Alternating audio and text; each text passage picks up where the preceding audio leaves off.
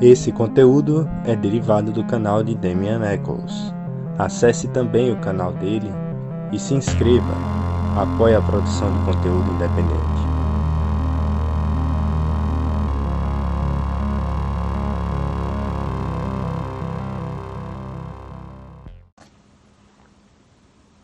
Hi guys, thank you for being with me for yet another day. And I am going to just jump right back into where we left off, which is answering questions that you guys asked. The first was, let me see, what was it? I made a note around here somewhere. Oh, someone asked about healing and had I ever healed any of my own ailments or illnesses or anything else using magic. And the answer is yes, many, many, many times.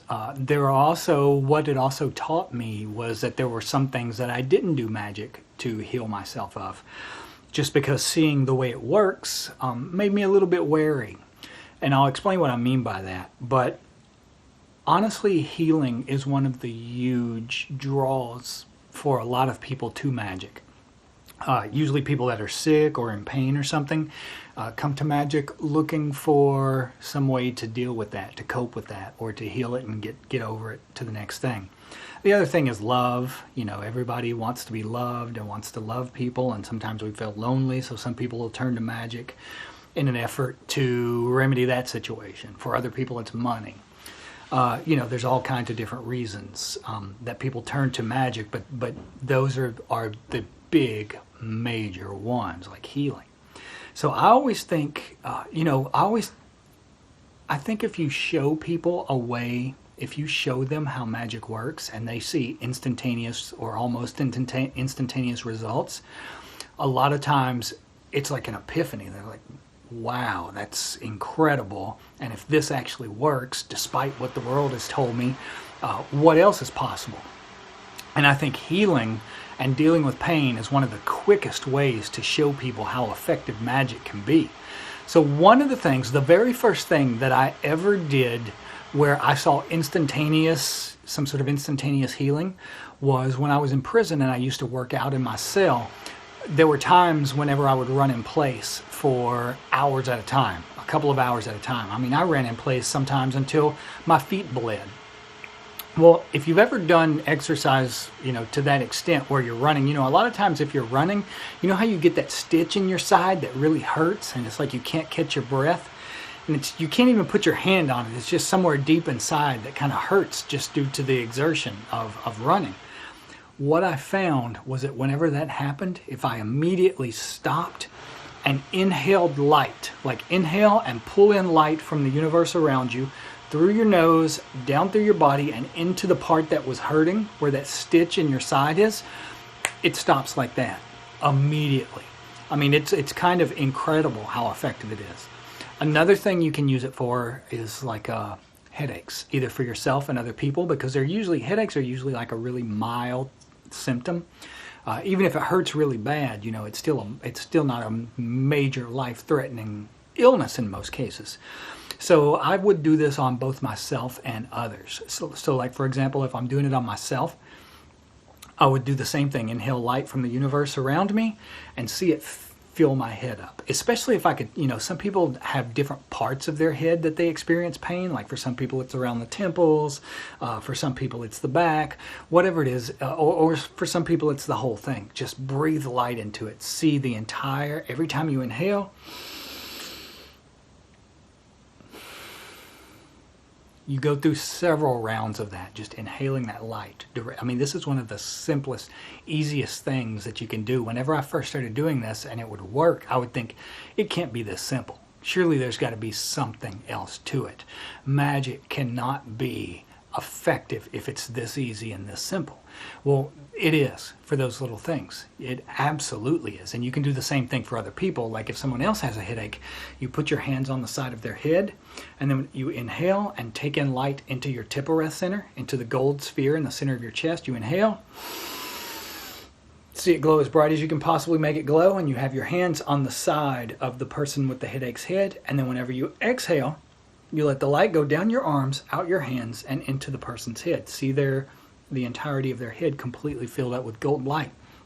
Usually if you do that, it works within 10 minutes or so, sometimes a lot less.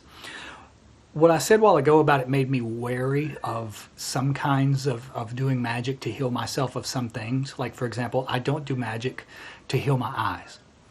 And one of the reasons for that is because I'm going to show you something that's kind of gross, but right inside my mouth, I'm not sure if you can see it, but I usually get a growth of scar tissue. It's just scar tissue that builds up inside my mouth, and it comes from a lot of different things, biting myself and all sorts of stuff. But at one point, I started doing magic to heal myself of that. And this was after I'd been doing things like breathing light into my side and into my head, and putting it into water to help deal with the pain in my teeth, all that sort of stuff. And whenever I would do that, what would happen is the problem would sort of take care of itself. The headache would go away, the stitch in your side goes away, the pain in your teeth goes away. So whenever I started doing magic on this, I expected the same thing to happen. I expected it to just go away, just to, dissolve. It did not happen that way. Remember what I always say about how magic follows the path of least resistance? What happened in that particular case was I did magic for this to be healed, and this was years ago. That's why it's grown back now. It grew back over a period of about 8 years. But I did magic on it to be healed of it. One time I go to the dentist, and while I'm at the dentist, he's working on my teeth, and he goes, "Oh, you want me to take care of this while you're here?" And within just a few seconds, he took a laser and cut it off the inside of my mouth, cut the scar tissue off. And he told me, he said, there's a chance this will most likely come back after a few years. This is something you'll have to do over and over and over. But that's how the healing worked. Like, magic followed the path of least resistance. Yes, it could have just been absorbed back into my system, but it was easier and faster for it to accomplish the goal by just doing it this way. So the reason I don't do magic on my eyes is in the off chance that, it requires some sort of eye surgery or something, and I'm not ready to do that at the present time. Maybe there will come a day when it's so bad that I will, but right now I'm just not to that point yet. So yes, I have done magic many, many times on healing certain things. It has never ever not worked, but it doesn't always work how I think it's going to work. So hopefully that answers your question. Let me think. There were other things that people were asking. I'm just going to take a really quick one where somebody asked, what would I recommend for someone who is suffering severe mental and physical illness to the point that they don't want to be here?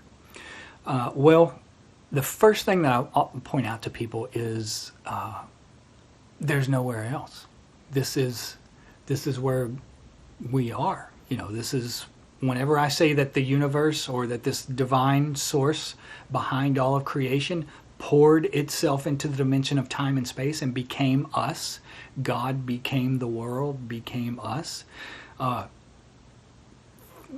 If there are certain techniques, and this takes a lot to describe to people, where you are elevating your consciousness. Once you elevate your consciousness to the absolute highest level that it can be elevated, what happens is, and this is what, if you've seen the Ouroboros, the symbol of a snake biting its own tail, when you reach the absolute highest states of consciousness, it's almost like you are in a loop where you come immediately back here and you are grounded hard into your physical body.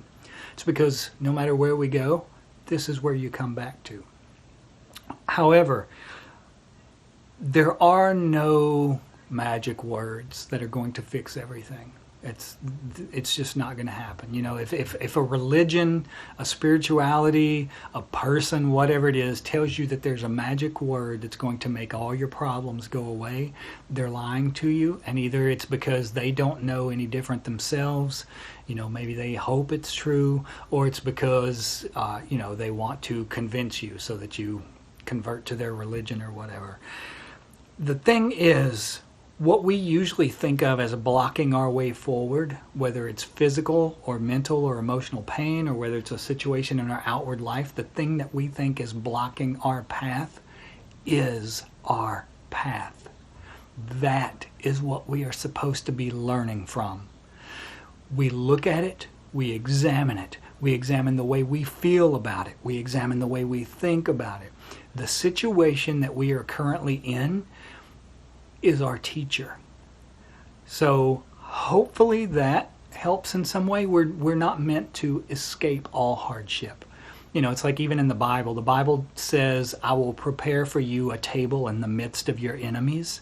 It doesn't say there will come a day when you won't ever have enemies. It says you will have enemies and you will be surrounded by them, but I will prepare a table for you in the midst of even that. We will always face hardship. We will always face difficulty. We're not supposed to try to escape it. We embrace it because that is the path. That is the teacher. Once you do that, then usually what happens, once you stop resisting the situation and fighting against the situation, then the situation dissolves and it'll take care of itself in some way and you'll move on to the next thing. Okay guys, I hope you're well. I love you. I will talk to you back here tomorrow with, I'm going to look through and get some more questions as well as other things that we need to talk about. Hope you guys are well and have a good day. Bye-bye.